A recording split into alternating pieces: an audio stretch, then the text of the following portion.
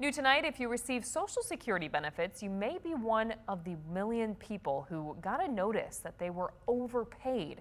The agency is required by law to collect overpayments, but people across the nation, including here in Michigan, say this is putting them in impossible situations.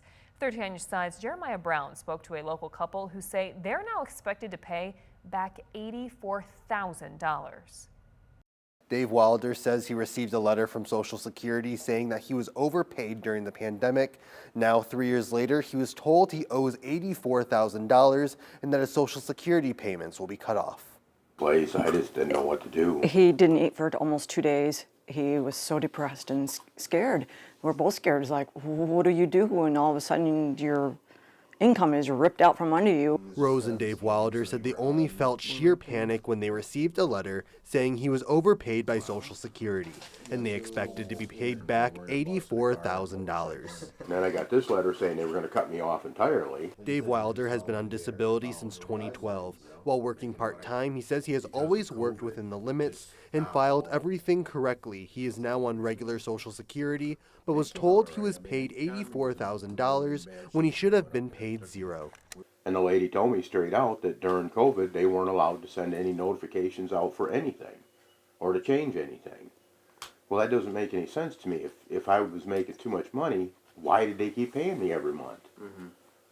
You know, so, you know, if it finds that some months I was over and I have to pay that back, I'm fine with that. They have worked for decades, raised their 2 children, and watched their grandkids grow, but they have now become overwhelmed by uncertainty. It's day by day now. You know, whether I'll still be hanging on by my fingernails when I turn 70 and have to keep working longer yet to try to get my finances in order.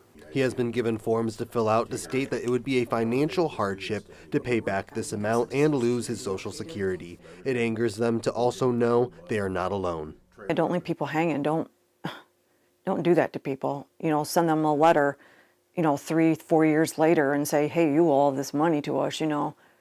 The Social Security Administration says that every person's situation is unique and every overpayment is handled on a case-by-case basis. If you receive a notice for an overpayment that you disagree with, you can file for an appeal as well as request the agency to waive the collection of the overpayment. In the studio, I'm Jeremiah Brown, 13 on your side.